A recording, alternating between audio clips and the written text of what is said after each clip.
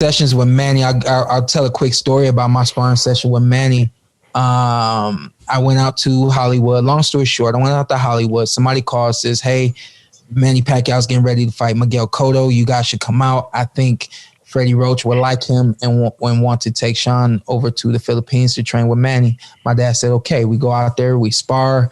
Didn't really say too much to Freddie, but he liked what he saw, and he took me over there.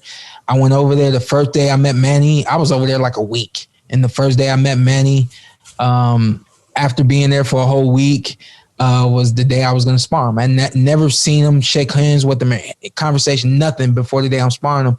And I just told myself, like, treat it like any other sparring session.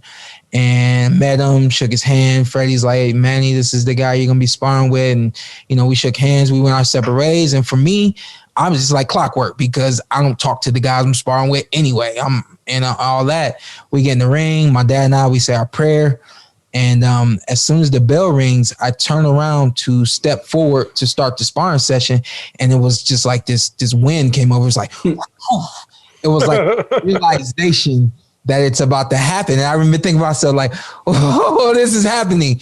And then, we touched gloves and then we just start going. And that's all she wrote. It was very, for me, that was a very unreal but real moment. Cause I didn't look at Manny Pacquiao like he was anybody else until we actually started to spar. And I was like, yo, this is happening. We had some bangers, man. We had some sparring sessions where I think he was supposed to go like 5 or 6 rounds with me and then get in the ring and go with somebody else. And we in the last round, 6th round. And we toe to toe. It's exciting. And for me, I hear people while I'm sparring and they're oohing and on and all that kind of stuff. We keep going. 6th round ends. We look at each other and we just start smiling. We touch gloves. I go back to my corner and my dad's like, I remember this one. My dad's like, let's wait to see if they want to go another round or if they want to pull us out. We're not just gonna get out. I said, all right. And we're standing there and he comes over and he says, that was good work. I'm done for the day.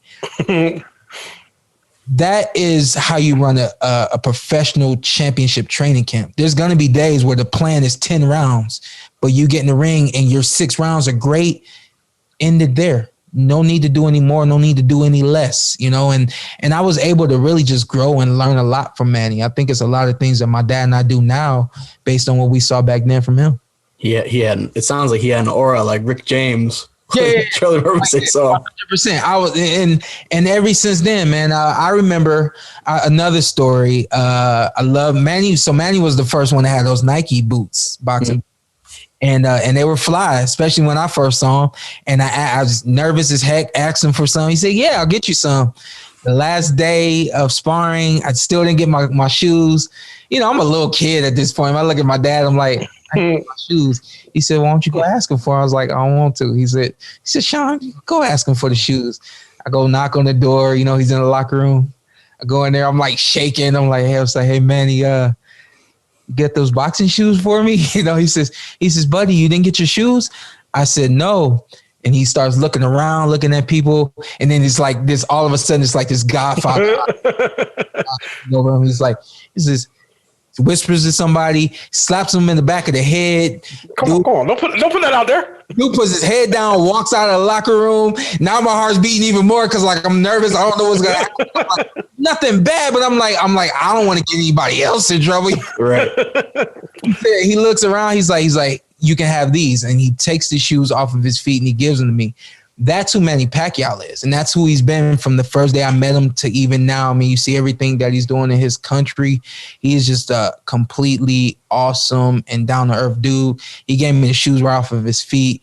I couldn't fit him, and I actually wore him in the fight that you came to, Carson, in Cleveland. Oh, nice. Right. And after the end of the fight, I was like, I'll never do this again. I couldn't fit those shoes. Your first ever belt. Yeah. And I bounced around in them shoes, man, hurting the whole fight. So, Shawn, it sounds like that sparring is what we would predict a match with you and him would go like electric. Yeah. Electric. Fireworks. And I think that that's kind of if someone says, "Hey, Freddie, why won't you fight Shawn Porter?" Or you say, "Hey, Manny, why won't you fight Shawn Porter?" I'm sure in the back of their minds they understand like what I was able to do back then, being only maybe 23 or 24, maybe at the time, 24, I think. And then you fast forward all of the experience that I've had now, 33 now. I really am a grown man now. And I just think that they understand, like, it will be a hard fight. It will be an exciting fight, but it will probably be the retirement fight.